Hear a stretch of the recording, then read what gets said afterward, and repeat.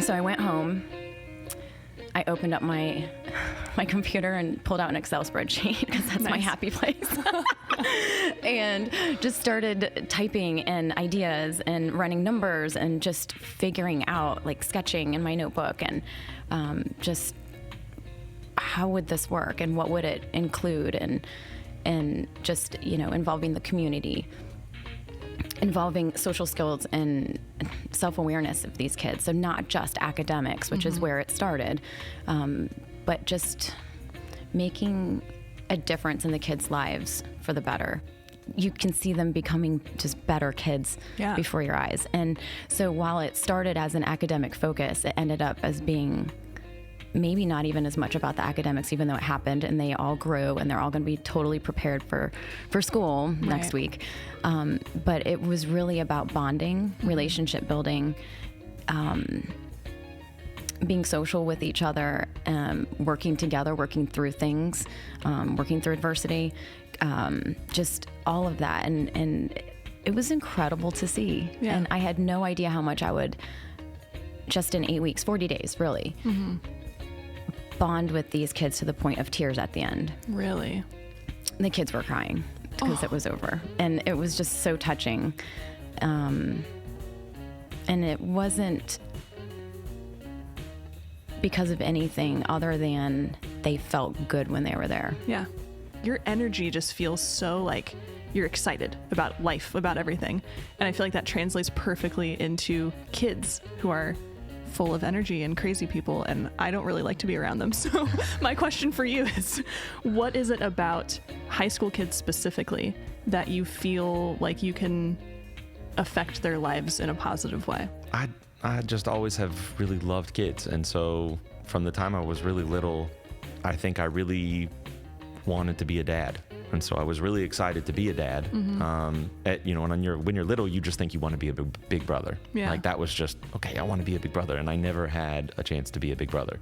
I'm an only child. You're an only child, okay. I have some step siblings, but really grew up an only child. So never had that opportunity. So then it was, well, when I had the opportunity to have kids and I was a young dad, 24, I was super excited to be a dad. And so I think that was really it, is going over there and hanging out with them. This is my opportunity to give someone a chance to get loved on, and maybe they don't have that. And maybe they don't have like a good male role model in their life, and they don't get loved on by their parents the way they should be. So let me just go be loving. And I mean, that's really what this church is all about, which I love. Anyway, I get a call. I was a captain in the mounted unit at the time. Wait, had a very interesting career. Yeah. Horses? Yeah. What? Yeah, I know. It's like I never rode a horse. Do you not know my wife and horses? I'm obsessed with horses. Yeah. And so they sent me to the mounted unit, and I had no idea how to ride a horse. But we ended up going up to. They have a remount school up in the Bronx, where it's up in Pelham Parkway, Pelham Park, and I learned how to ride a horse.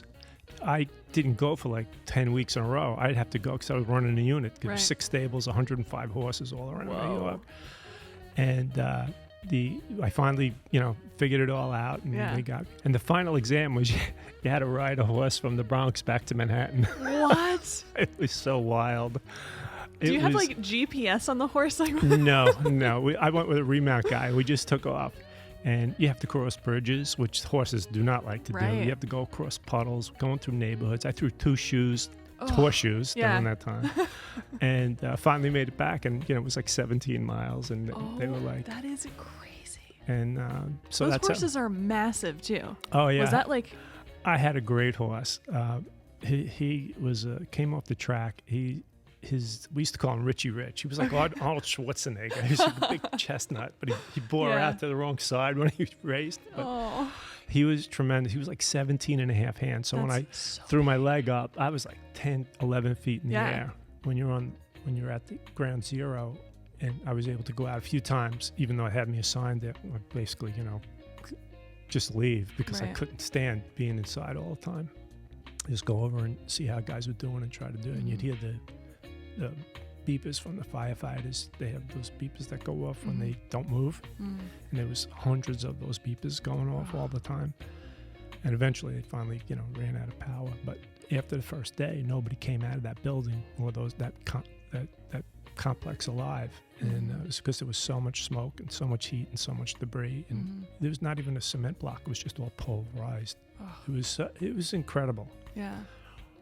But when I did go home and my son would see me, now you imagine he's been watching the news and all that stuff.